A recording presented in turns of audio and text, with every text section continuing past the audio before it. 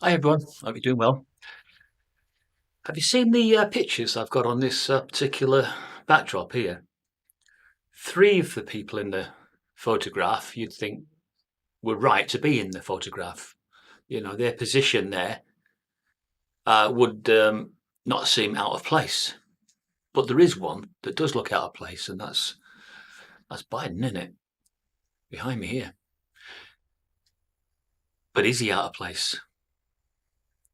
He may appear to be out of place currently, but would he be out of place when the nations formed the alliance, the one world government?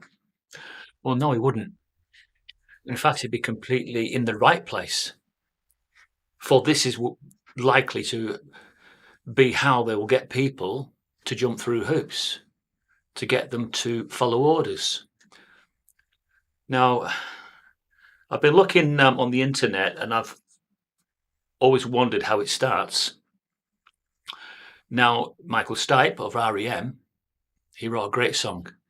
He wrote many great songs, to be honest with you. Let's face it, REM are an absolutely fabulous band, and definitely missed. They should be doing Glastonbury. They should be doing all the big festivals. They were an amazing band. But Michael Stipe, was he given as a warning with this? Are you ready for it? I'll read it to you. That's great. It starts with an earthquake, birds and snakes in aeroplanes, and Lenny Bruce is not afraid. I have a hurricane. Listen to yourself churn. World serves its own needs. Don't misserve your own needs. Speed it up a notch. Speed grunt, no strength. The ladder starts to clatter with a fear of height, down height. Wire in the fire represent the 7 games. Let's stop there. What's he talking about? Represent the 7 games. Is that the Olympic Games? Or is it another? Is it something else? Is this symbology? Is he using Freemason symbology for future events? Let you think about that. Definitely got stumped on that one. That's why I stopped. So we've got up to the 7 games, which we don't know at the moment what it represents. Then it continues, and the government for hire and combat site. What does that mean? And a government for hire and a combat site. Is he predicting a war? Why is he saying the government's for hire? Is he warning us about some skullduggery of the future? I don't know, but it's interesting. Absolutely amazing songwriter, though. Let's carry on. So after he says, and the government for hire and combat site, left her, wasn't coming in a hurry, with the fairies breathing down your neck. Okay, so what are the fairies? I absolutely don't know what Michael Stipe is referring to. What are the fairies? Does anybody know? Get back to me on that. It's really, really intriguing. And then we go into another verse. Team by team, reporters baffled, trumped, tethered, cropped. Look at how low playing fine then. Oh no, overflow, population, come on. Right, stop there. Oh, overflow, comma, population, comma, common group. So why is he mentioning the population and puts overflow before the population? Is this a Freemason warning? Is Michael Stipe a Freemason? And was this his idea of writing a song to tell us what's in store for us? Maybe a depopulation. Okay, let's carry on because it's getting pretty intriguing. It's a cracking song, and I will be playing it later. Obviously, I can't play it over YouTube. It'll get pulled because it'd be copyrighted to hell, won't it? So then it goes, but I'll save yourself, serve yourself. World serves its own needs. Listen to your heart bleed. Tell me when the rapture and the reverent in the right, you vitriolic, patriotic, slam fight, bright light, feeling pretty psyched. So he manages to get rapture in. So that's a Christian principle and belief system, isn't it? That he's getting the rapture in. Doesn't mean anything, though, at that point. He could just be using it for highlighting maybe hypocrisy. I don't know. I don't know where his mind was when he wrote this song. But again, he is an amazing songwriter and he makes you think, really think. And then he goes into it's the end of the world as we know it. It's the end of the world as we know it. It's the end of the world as we know it. And I feel fine. Okay, so why is he saying I feel fine? This is almost like what I did yesterday when I was celebrating tyranny and martial law. I was celebrating that, wasn't I? And I did that little bit of a dance and did a little bit of a video. Is Michael Stipe celebrating it's the end of the world, it's the end of the world, it's the end of the world as we know it, and I feel fine? Why would he feel fine about such a thing? It's a real conundrum, isn't it? Why would he? I mean, I can understand if a Christian was awaiting salvation and then the end of the world came because they'd be nearer the salvation, wouldn't they? It was what they've been looking forward to all their life. Is Michael Stipe using that kind of inference? I don't know. I don't know, but it's absolutely amazing. Let's go on to another verse. 6 o'clock, TV hour, don't get caught in a foreign tower. Slash and burn, return, listen to yourself churn. Lock him up in uniform, book burning. Well, that's an interesting one, book burning. Well, you associate book burning with the shutting down of truth, don't you? Am I right? Book burning was always because somebody wanted to suppress something. So maybe he was thinking ahead on that one. Bloodletting, that comes after book burning. Every motive escalate, automatic incinerate, lighten candle, lights a motive, step down, watch your heel crush, uh-oh. This means no fear, cavalier, renegade, and steering clear. A tournament of lies. Yeah. Is he predicting our time? Is he predicting our current political leaders who tell nothing but lies? I don't know. But let's think about it. He's an amazing songwriter. He really is. I mean, I've loved REM ever since they brought out "Losing My Religion" because I could identify with that song more than any other song that's ever been written. It was like it was so personal. So, what I want to know is, what religion was Michael Stipe? What Christian religion was he brought up as? If someone says he was a Jehovah's Witness, well, I don't know. It could be a Mormon, could be a Jehovah's Witness. Does anybody know? That's a really interesting one. And now it talks about after tournament of lies, offer me solutions, offer me alternatives, and I decline. And then it goes into the verse again, as you know what the verse means. And then I had some time alone. I feel fine. I feel fine. Repeats the verse. Goes into another one. Another very poignant one. And he mentions a few specifics here now. So he goes, the other night I drifted nice, continental drift divide. Well, there you go. A continental drift divide. The end of the world as we know it. He's predicting maybe an ice shelf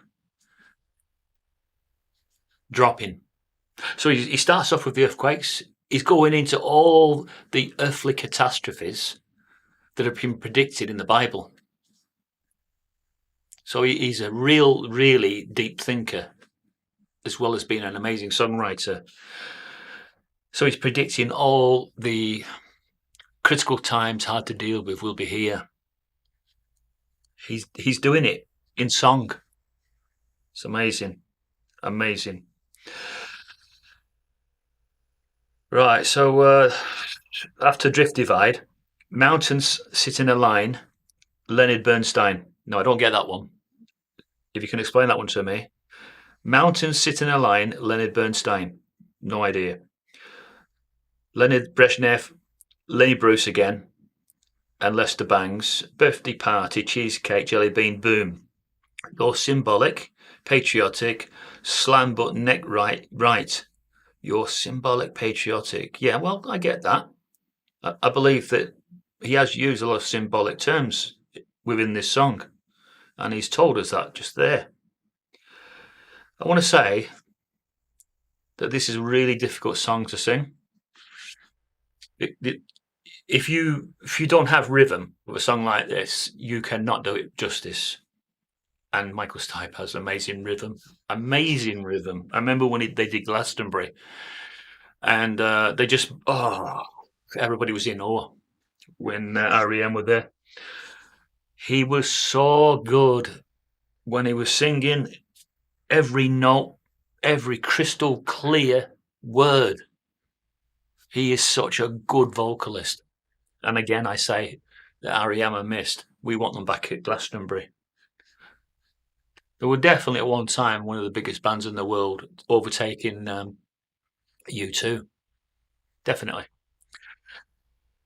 But you can't compare the two bands. They're totally different in a lot of ways.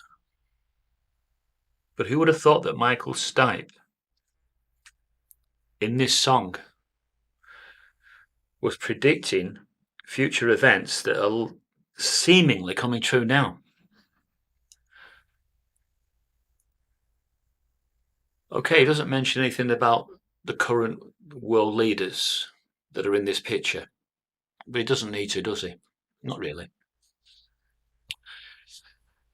So let me tell you about this alliance that gets formed. Oh, that hurt that. Oh, just banged my leg, really hurt that. It's all right. I'll put up with the pain. So this alliance, eventually it's known as Gog and Magog. They form like a one world government. And that means that Russia and China and all the world powers, all the huge powers at the moment that seem to be at loggerheads and seem to be fighting, let's talk about that another time. They come together in this alliance. So this is interesting because there was a lot of rumour in 2020 circulating about what involvement Hunter Biden was having in China. Well, who's to say that he wasn't just forging future deals with the CCP for this time when we go into this world alliance? And we will do. We'll go into this alliance. Otherwise, how are they going to be able to get people into these FEMA camps? Because they built them. They're not as deep underground military bases, but they're definitely being built. Now, the easiest way to get people to conform certainly is you have a war first, you increase tyranny, you bring in martial law on the pretext that you're in war times and the military have taken over, and nobody would say that that was unusual. But if it was just a lie, and it was for the purpose of rounding people up to get them to move from location A to location B, then what? Then you would think, yes, that was just a sham. That war was a sham. Maybe it was just a money laundering normal occurrence that most wars are. They make money. But the interesting thing here is I've got two insignia badges. The first one, right, at the top, is the United Nations. And I put the United Nations underneath where it says tyranny and martial law. Well, that's because I believe that the United Nations will be spearheading the FEMA camps. I believe that they've been built a while ago now, using the Black Ops budget I think that's how they normally do it. And it's obviously undeclared the Congress and all parliamentary bodies. I think these have been built. Now, they won't have been built for nothing. I can't see them just going and spending billions and billions just for nothing on something that's underground. You can't even see it. So they have a purpose. And I'm sure that eventually that purpose will come out once all the political world leaders form that alliance, which we know as Gog and Magog. And once they become Gog and Magog, and they then declare that they're going to bring peace to the world, they're going to iron everything out currently on the world, they will have to do a few things. They will have to shut down dissenters, those that are not in support of their new one world government system. And to shut them down, they'll have to remove them. And you know what I'm talking about there.